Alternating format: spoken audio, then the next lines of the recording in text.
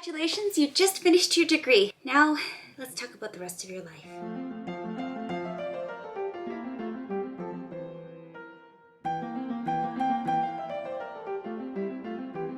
Welcome to my channel. If you're new here, it's nice to meet you. My name is Violet. Welcome, welcome. I want to talk about this.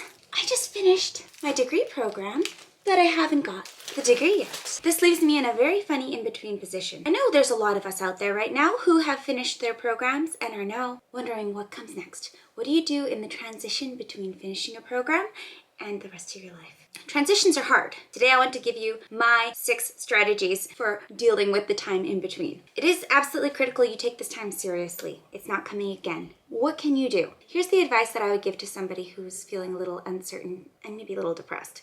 First, celebrate. You're going to feel elated, untethered, like your chains have been broken off. Make sure you take a little bit of time to feel good about your accomplishment. You did it! You did it!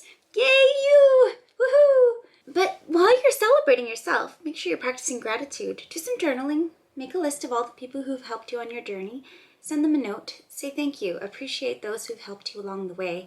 And think about what you've been grateful for in your program. You'll need this later, trust me. The second thing you should do in this time in between is catch up on your deferred maintenance. What do I mean by this? Make your bed. Clean your house. Take care of your space. Make yourself feel comfortable and ready for what comes next. As a student, you picked up some bad habits. Maybe you haven't been eating right. Maybe you haven't been exercising enough. This is the time that you can fix those things. So take care of yourself. Take your darn vitamins. I encourage you to do that. Make sure your space is clean. Spend some time preparing for interviews as well as for, your future life. How are you going to dress? Have you organized your closet? This is a good time to do that. Get it done. Prepare for what comes next. My third suggestion for what you should do in this time in between, be like Sherlock Holmes. Create a mind palace. Think about your future. Are you in a classroom teaching? Are you in an office? Are you in a surgical suite, cutting somebody up and fixing them? I encourage you to get that picture in your head and start filling in all the details. Maybe you can even draw it out, but start thinking about your future. You can use Pinterest, you can use Instagram. Start creating the space that you imagine for yourself. If you can visualize it, then you'll be so much more ready and on your way to creating that space for yourself. Create a mind palace. See where you can go. Fourth thing you should do in this time in between, long-term planning. Long-term planning. Life can feel chaotic in times of transition. You know where you were, you know where you want to go, but there's this gap. Don't take a gap year, don't take a gap month. Fill this time productively. Plan your future. Fill in the details. I usually like to do a 4 or 5 year plan. I think about big life events, children, marriage, buying a house, am I going on vacation? Is there birthdays I want to remember? I fill in as much detail as possible and I think about my life 5 years out. I think about financial goals. I think about family goals. I think about language goals. I think about career goals. Write them out. Be specific. Put it somewhere where you can refer to it because that's going to help you realize your dreams. Execution becomes the default once you've made the plan. It's easier to follow a plan that you've made for yourself than to just kind of whistle in the wind. So make a plan. Remember, those who fail to plan to fail.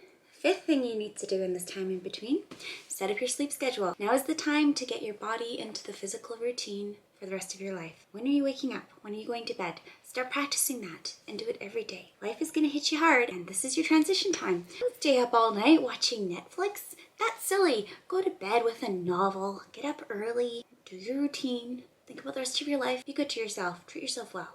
Plan, sleep, repeat.